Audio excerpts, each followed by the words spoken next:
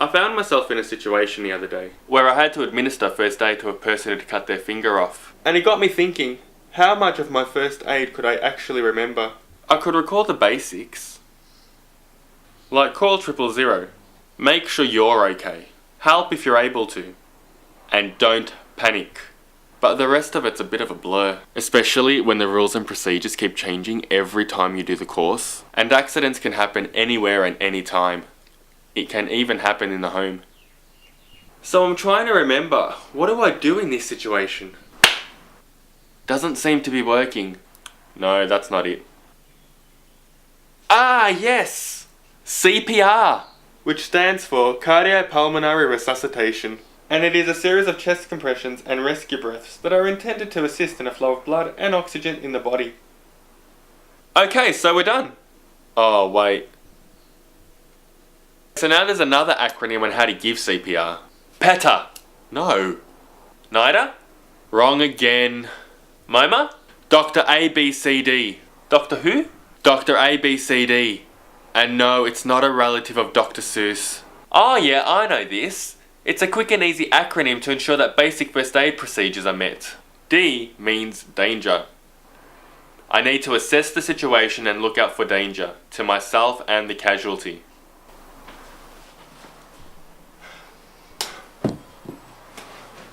So, once the danger's been eliminated, we can move on to R. R is for response. Hello, can you hear me? Talk to me. God, you're just like my last boyfriend. He never listened to me. And it was really hard when we broke up. And to be honest, between you and me, I still kind of miss him. Okay, are you really unconscious or are you just pretending? So she's not responding. This isn't good. A means check the airway.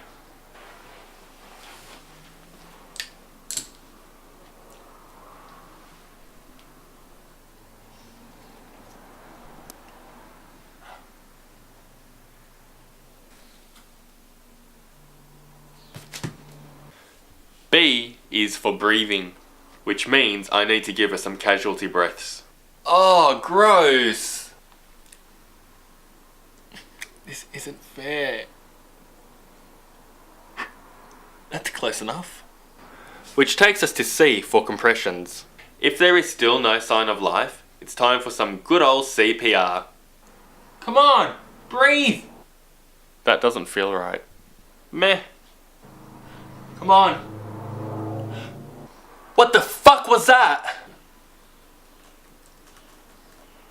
Sometimes a rib may crack because of misplacement of the hands or pushing in too hard. So my hands need to be in the center of the chest where the lower ribs meet, and interlock my fingers on top of the other hand, and push down a third of the depth of the chest with my palm. I've got no idea how deep that is. Oh, and this is my favourite part of CPR. Song time! There are a few songs you can use while doing CPR to help you keep count of your compressions. These include Staying Alive by the Bee Gees and Another One Bites the Dust by Queen. Its irony is not lost. But they both have 100 to 113 beats per minute, which is perfect for giving CPR. However, we're gonna stick with this little ditty. Ba ba black sheep, have you any wool? Yes sir, one bag full. Ba ba black sheep, have you any wool? Yes sir, 2 bags full. That was fun! Ba ba black sheep, have you any wool? Yes sir, 1 bag full. Ba ba black sheep, have you any wool? Yes sir, 2 bags full. Ba ba black... What? If I begin to administer first aid to someone, I have a legal obligation to keep going until paramedics arrive. Even if it's been hours or days.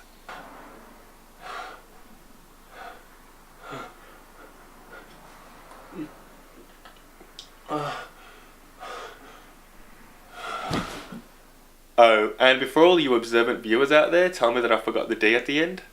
D means to defibrillate. Sadly, I don't have access to one, so I decided to omit this. It's no big deal, and apparently now it's doctors ABCD. If this keeps up, we're gonna have an acronym longer than the bloody alphabet. But seriously folks, CPR saves lives, and it is something anyone can do. However, only 1/3 of people actually know how to give it correctly. How awesome would it be if there was an accident with someone injured and you were able to save their life? So get in touch with your local St. John's and get your first aid certificate. After all, you could end up being one of those annoying people at parties who thinks they're a doctor because they know CPR.